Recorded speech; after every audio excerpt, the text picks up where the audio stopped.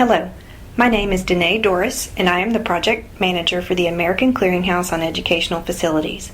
I would like to thank you for listening to our podcast today entitled School Earthquake Preparedness. ACEF is the Educational Facilities Clearinghouse funded by the United States Department of Education, established to provide technical assistance, training, and resources to public early childhood schools, K-12 schools, and institutions of higher education.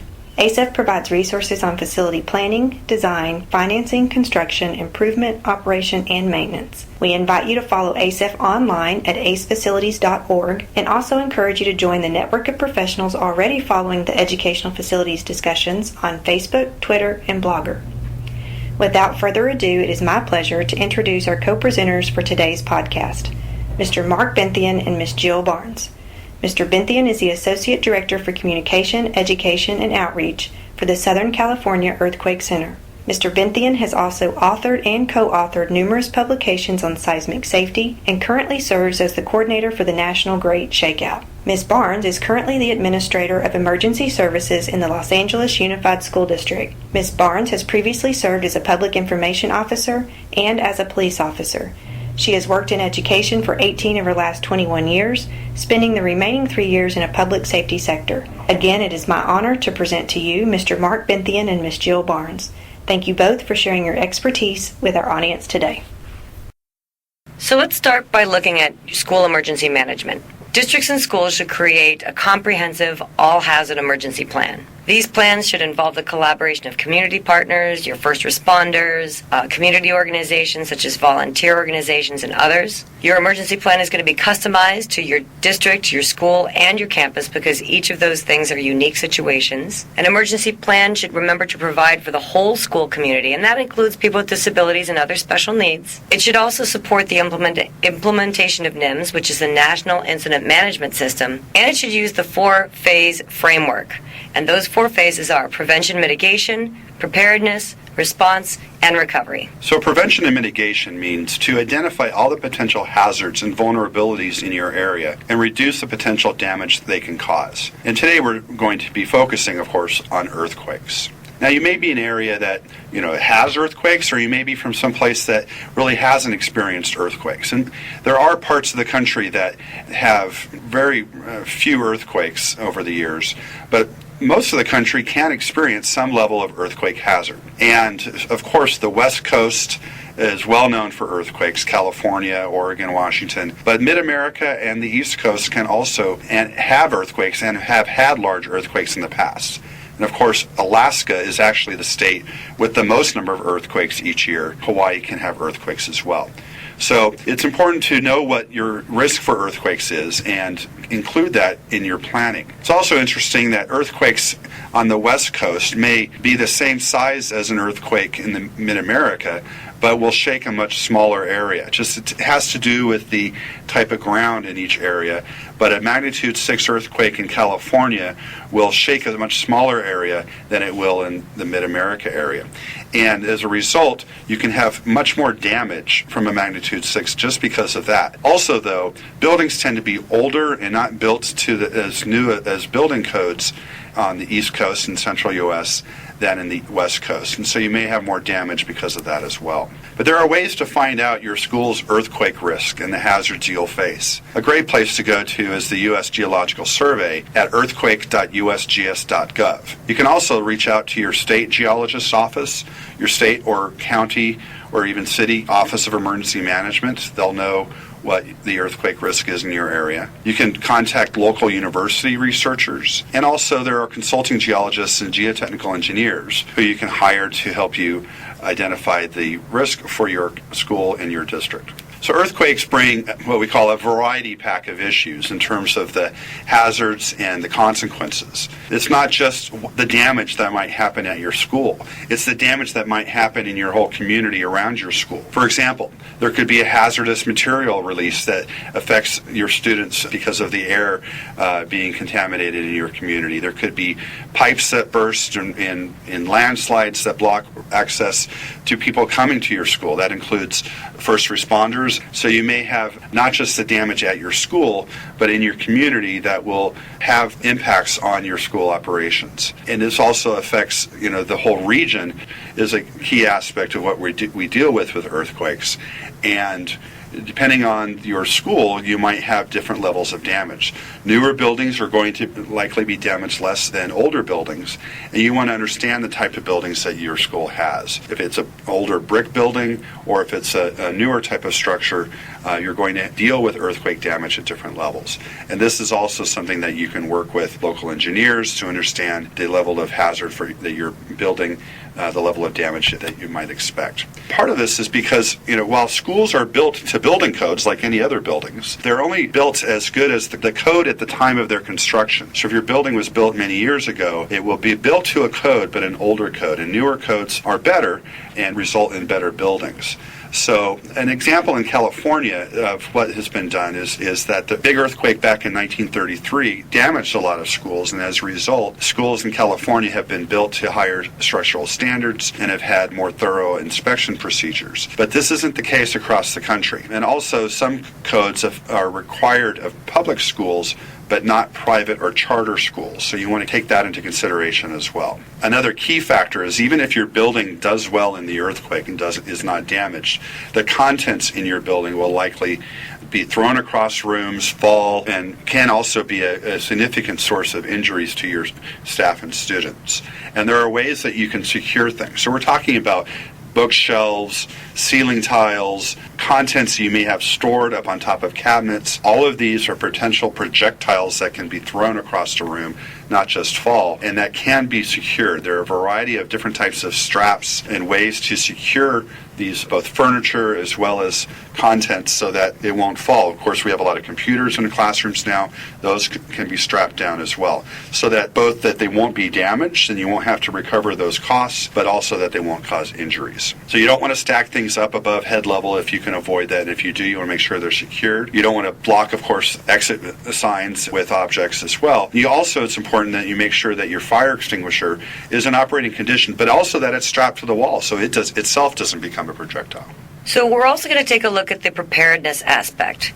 Now, the preparedness phase of emergency management is talking about collaborating with your community partners to develop plans and protocols to prepare for the possibility that the hazards, vulnerabilities, or emergencies, in this case, an earthquake, will occur. You already have an emergency plan for your schools, I'm sure. So really, when you're talking about altering those plans for an earthquake, you probably only need to tweak it a little bit. Here are some of the things that you're going to want to make sure that you take into consideration. You're going to want to make sure that you plan for incident command, and hopefully you're already using incident command system, and you'll just have to make sure that you've got that in place for earthquakes as well. You'll want to make sure that you plan for drop, cover, and hold on.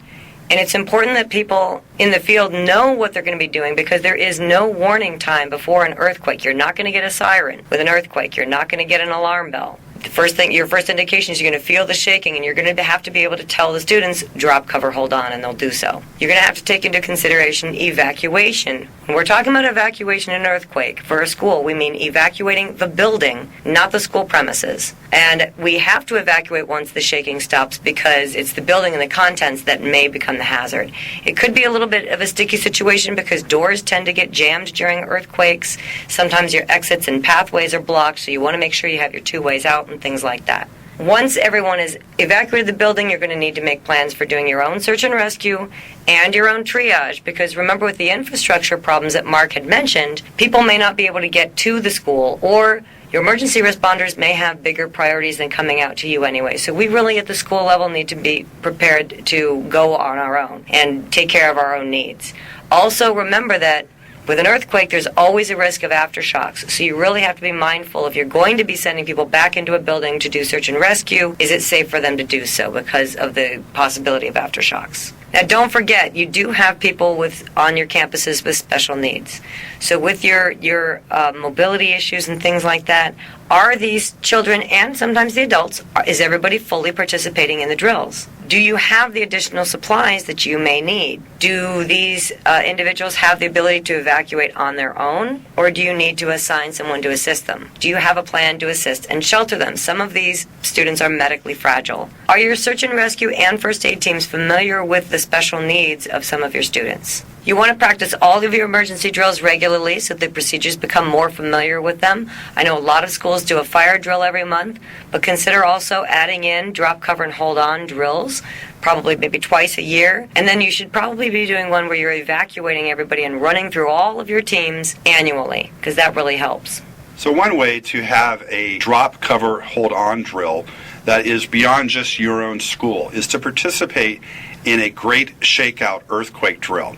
This is a new series of drills that are happening across the country on the West Coast and the central U.S., and really anyone in the country can participate. And you can go to shakeout.org/regions to find out where a shakeout earthquake drill is happening near you. What this is it's an opportunity to have your drill along with your broader school community. And what we're practicing is drop, cover, and hold on. What the shakeout provides are a number of resources, including manuals for how to do a drop, cover, hold on earthquake drill for your school, but also posters and videos and handouts and materials you can send home to your parents. A lot of resources to support having a drop, cover, hold on drill in your school. So there are a lot of things that you're going to need in your disaster supplies. And again, you may already have some of these on hand. It's not necessarily the case that you're going to need to have special things on hand for an earthquake, but think about all of your disaster needs. So you're definitely going to have your emergency plan that we've already kind of talked about, sketching out the basics of that. You will need water.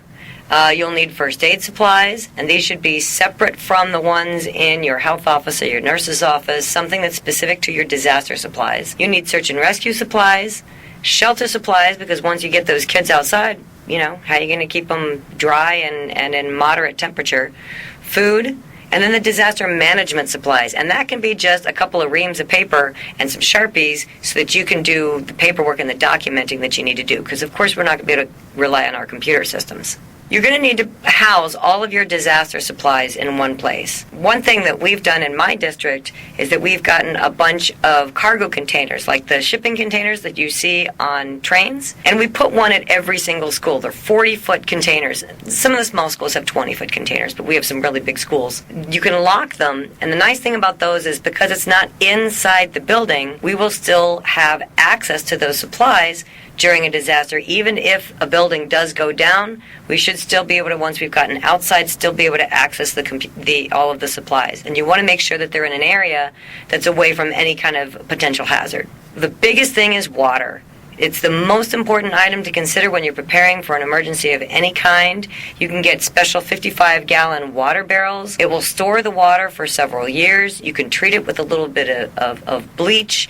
There are formulations, so count up the number of people that you have on hand, multiply that by the amount of water that you feel that you need, and start buying some water barrels and filling them up. In terms of first aid kits, you can buy big commercial first aid kits. Now be aware that in these first aid kits, some of them are not designed specifically with the needs of children in mind, so you may want to alter what's in there, and also, again, be thinking about your kids with special needs. If you've got kids on G-tubes that need to be fed through the stomach, do you have the feeding supplies that they need? Things of that nature, medication for particular children. Also be aware that some of those supplies in the first aid kits are going to expire, so try to keep all those together so that you can pull out like maybe a Ziploc of those and replace that whole section of the first aid kit at once. Also, when you're buying those first aid kits, if you're buying them commercially, look and see if it says it's for a certain number of people. Like we have some that says it's for 400 students. That does not mean it treats 400 injuries, because we presume a 10% injury rate in disasters. So if you have a kit that says it's for 400 students, it may treat 40 injuries. So be aware of that as well.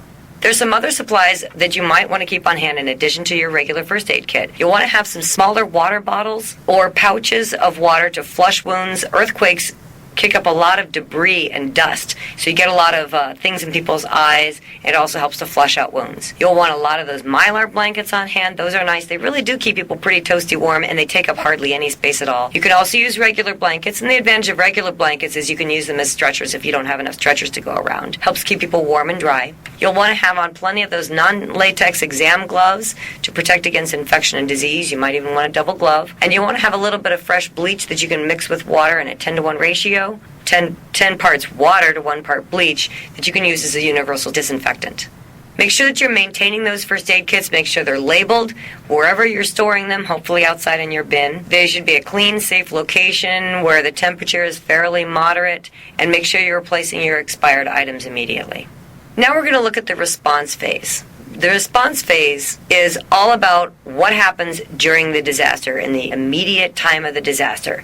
So response includes working closely with your first responders and community partners to effectively contain and resolve an emergency in or around a school or campus. But remembering that in a large-scale disaster such as an earthquake, those first responders may not be available to us at the schools right away.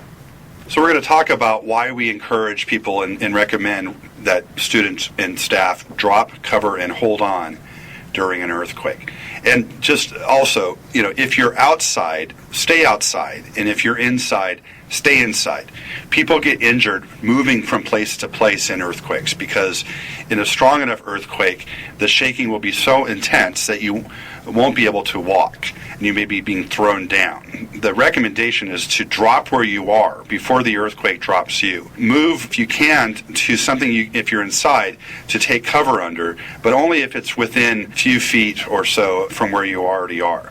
You want to take cover under a sturdy desk or table. If you can't get there, get down low next to a wall if possible and cover your head with your arms. That's going to make you a smaller target for things being thrown across the room or falling, and also protect both your head and neck, but also as you're crouched over, you're protecting your torso, you're protecting your vulnerable organs. If you are under something, you also want to hold on to it. That's the last part of drop, cover, hold on. You want to hold on to it and be ready to move with it until the shaking stops. The reason why we recommend drop, cover, hold on is because buildings rarely will collapse in the U.S. Most people are going to be injured by the things falling inside buildings. So you want to get under something to be safe. We no longer recommend that everybody get in a doorway. If you can imagine a classroom full of children all trying to get in the same doorway, this is not going to work. So once the shaking has stopped, then you want to evacuate the building. Why are we evacuating the building? Because the building itself and the contents are the hazard to you. So we want to get everybody outside in a safe location that's been predetermined. So first, as soon as the shaking stops, you want to make sure that you've identified any injured students. You can just simply, if you're the classroom teacher, just ask, is everybody okay? If you have students that are not severely injured, evacuate them with you if you can. You want to make sure that before you evacuate, you've checked to make sure that you have safe passage, you've got a clear exit route, assist your injured students outside with you, and then make sure that when you do go outside, you're reporting in to your assembly area, whoever's in charge, to make sure that you've accounted for any kids that you've had to leave behind, or say you had a student in the library or in the restroom, anybody that you know was not in class with you. If you have a go kit, which a lot of our classrooms do, they've got a little backpack, or we have buckets with the toilet lids. We have emergency supplies in those in a lot of our classrooms. Take all that stuff outside with you because it increases your stock of emergency supplies. Search and rescue. You will be sending people inside buildings to do search and rescue if it's safe for them. So your teams are going to have to learn how to evaluate a building's safety to see, if it's leaning, you're not going in. If it's missing a wall, you're not going in. If it's missing a roof, you're not going in. Basically, what I tell people is, it's got to look like a building in order for you to go back in. You're looking to search buildings that have minor damage. Possibly you'll send people in with moderate damage if they've been trained. Everybody who goes in is going to have to wear personal protective equipment. Helmets, gloves, 2 types of gloves actually, the non-latex gloves and work gloves over those, masks and goggles. You're going to send them in with a lot of basic hand tools. Pry bars, wonderful things because they're going to pop open those doorways. Bolt cutters to cut screens off of windows if you need a different way out. A basic saw, a couple of pliers. Our own safety as rescuers is paramount. You do not want to become a victim. If it's not safe to enter a building, you've got to stop, you've got to get help, or you've got to find another way to address the situation. If you do go inside, you want to make sure that you are doing a systematic search pattern. We usually do a right-hand search, which just is keeping the right shoulder to the wall all the way around. You will need to make sure that your search and rescue teams get specific search and rescue training to carry out these duties properly.